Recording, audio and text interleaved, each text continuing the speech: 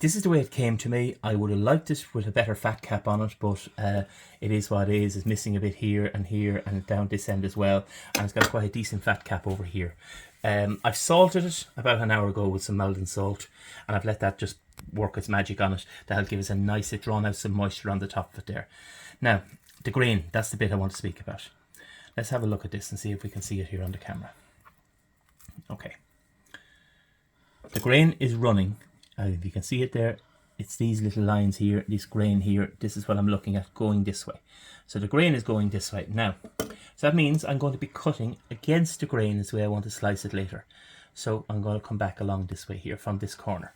So if I mark that corner, that's the corner there that I'm going to come from. So I'm going to put a few little marks on that score because it's very difficult to see afterwards. This is always Roger's trick, is to mark the grain beforehand so you'll see it afterwards. So that's the way I'm going to come in from that corner and slice it this way here.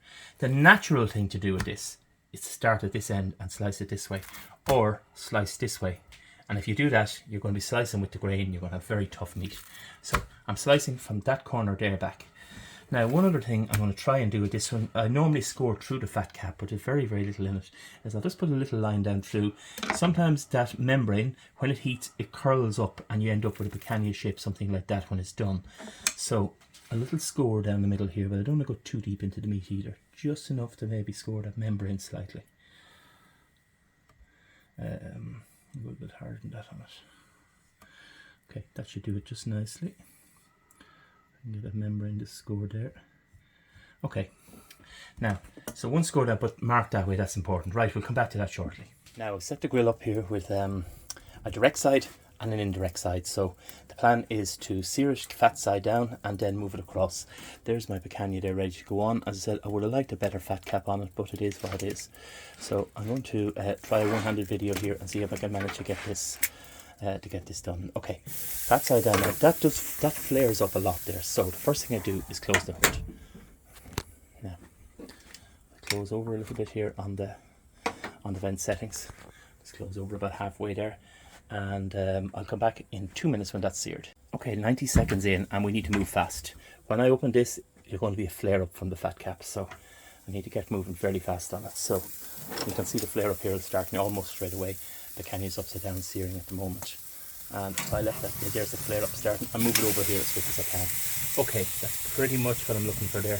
Nice golden cap on it, and you can see it just starting to sear over there. So right, we'll come back. Okay, that's the bit done of the sear done first. I'm looking for that nice kind of browny kind of render there, and just get that fat rendered out. Now, only at this stage will I add the pepper, and not that easy to do one-handed. Let me see, can I manage it? I don't add the pepper before the sear because it's going to burn, and burn bitter. Don't ask me how I know that. I know because I've done it. Now, I mentioned earlier on marking the grain, and I can see there where my score marks are here, and you can actually see the grain quite a bit clearer there on the front of that. The grain going that way, so we're going to be cutting across this way here later on. So I'm going to get that back on. I'm going to put my meter probe in. Some people are asking about them as well. Quite a good job. Now I'm going to, normally I would try and put them straight in from above, but I can't do that on this one because it's not deep enough for cutting meat. So in as far as the line and inside. Okay, well, meter says we're ready. We're at 54 degrees here, and I'm going to get it off our picanha.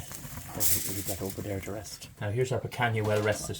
Now remember earlier on I said about marking it, and it's only barely visible, but the few lines that I cut are marked in there, and that show me that that's the direction.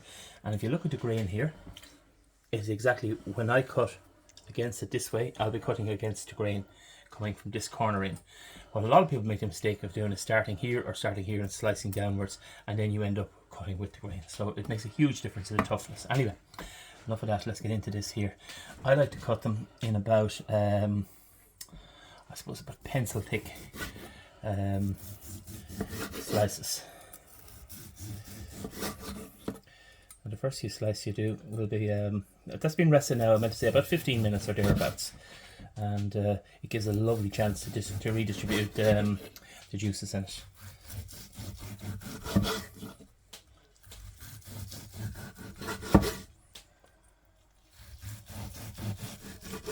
Now you'll notice that is quite quite a nice medium rare.